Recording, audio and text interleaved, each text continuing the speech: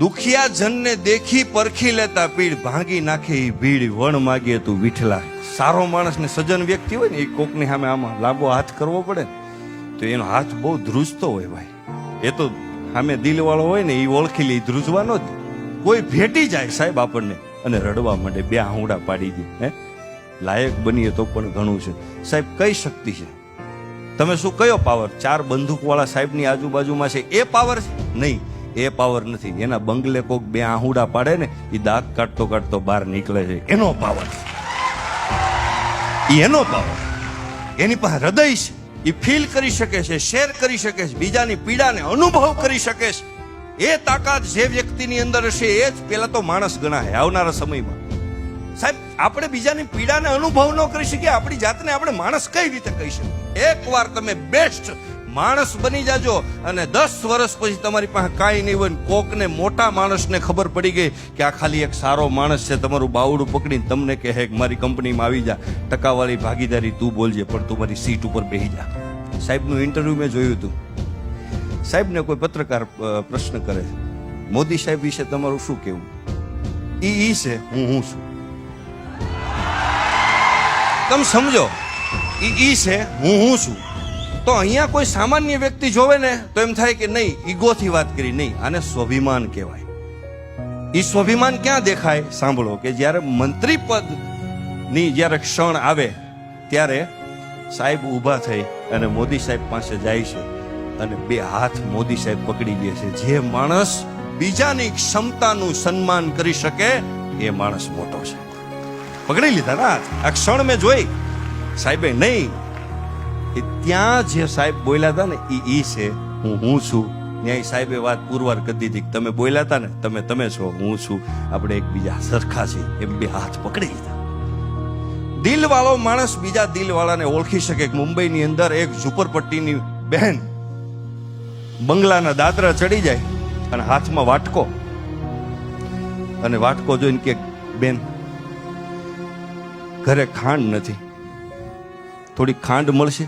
તમે વિચાર કરો, જેના ઘરે ખાંડ ઘટતી હોય એને ઘરે બધું ઘટતું હોય. એટલે તરત જ ઓલી ખાનદાન બાઈ હતી અંદર ગઈ અને ખાંડનો વાટકો ભરીને ગરીબ મહિલાને આપી. પછી એને ઊંઘ ન આવે. દાતાર માણસ કોને કહેવાય? જેને કેવું ન પડે હો એ ભાઈ તમે આ કામની અંદર કઈક લખાવજો, એવું કેવું ન પડે. દાતારી ફાટી નીકળે. દિલ વાળો માણસ અંદરથી ફાટી જાય, એનાથી રહેવાય નહીં.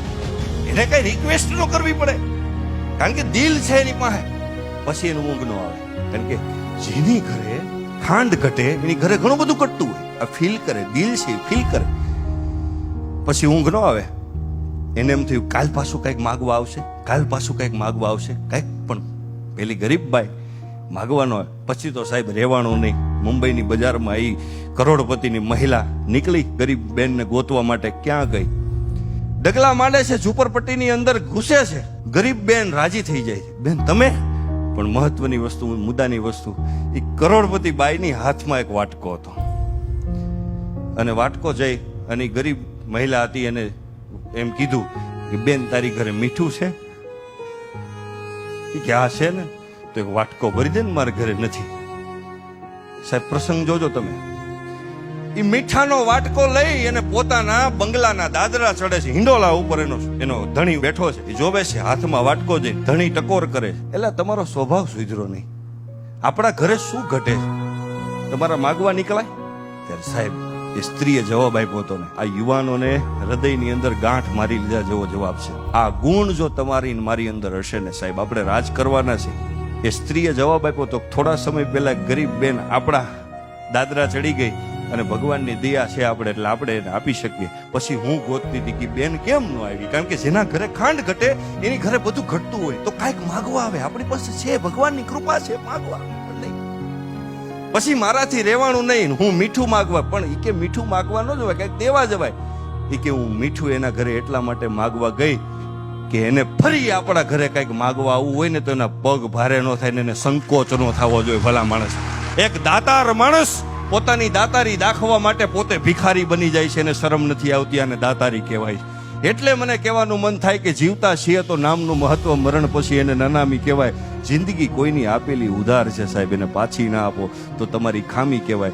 રડતા રડતા એવાતા જિંદગીમાં હસતા જાઓ તો વાત જામી કહેવાય. બાકી તો ઘણા જીવે છે ને ઘણા મરે છે, ઘણા જીવે છે ને ઘણા મરે છે, એ બધી ગુલામી કહેવાય. આવા સમાજ માટે ક્યાંક શહીદ થાવ ને એનું નામ સલામી કહેવાય. ભલામણ કોક આવ્યા અને કોક ગયા, અને વચ્ચે કઈક જે કરતા ગયા એને જગત યાદ કરે છે.